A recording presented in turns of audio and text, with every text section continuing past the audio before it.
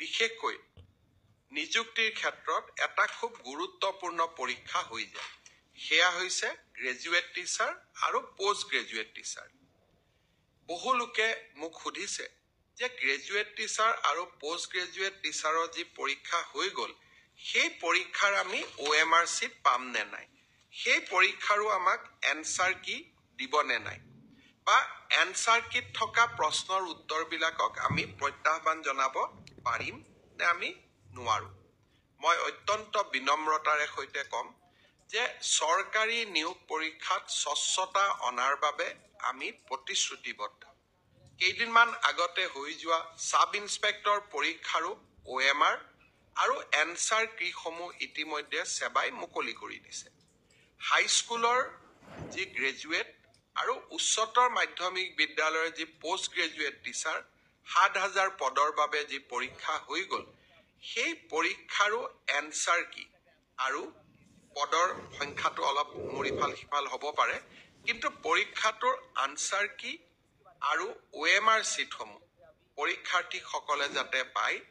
তাৰ ব্যৱস্থা অহা এসপ্তাহৰ ভিতৰতে সেৱাই কৰি দিব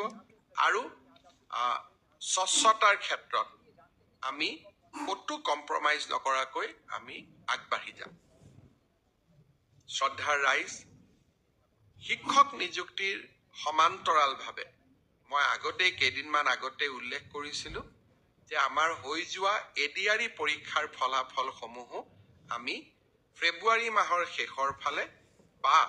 আমি মাৰ্চ মাহৰ প্ৰথম সপ্তাহত ঘোষণা কৰিম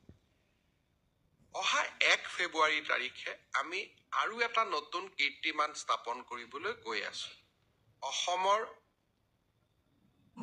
মেডিকেল কলেজসমূহ প্ৰতিখন জিলাতে যাতে একোখনকৈ মেডিকেল কলেজ হয় তাৰ বাবে আমি নিৰন্তৰ প্ৰচেষ্টা আগবঢ়াই গৈ আছিলো অসমৰ 14 number medical college Pragjyotishpur medical college যি গুৱাহাটীৰ আৰ্যনগৰত নিৰ্মাণ হৈ আছে 1 ফেব্ৰুৱাৰী তাৰিখে OPD সেৱা আমি প্ৰাগজ্যোতিষপুৰ মেডিকেল কলেজৰ OPD সেৱা আৰম্ভ কৰিম অৰ্থাৎ এই বছৰতে অসমৰ আন এখন মেডিকেল কলেজে আত্মপ্ৰকাশ কৰিব 1 ফেব্ৰুৱাৰী তাৰিখে তাৰ এটা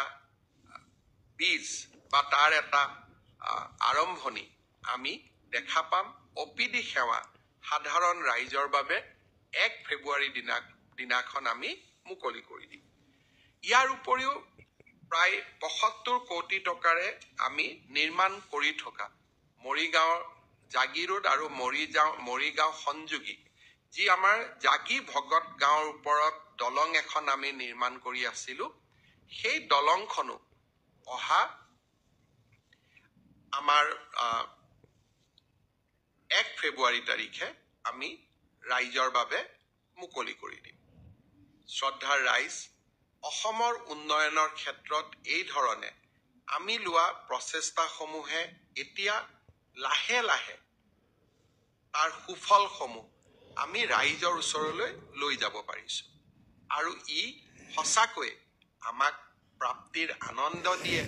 কৰবাত কাম কৰি থকাৰ বাবে প্ৰেৰণা যোগায়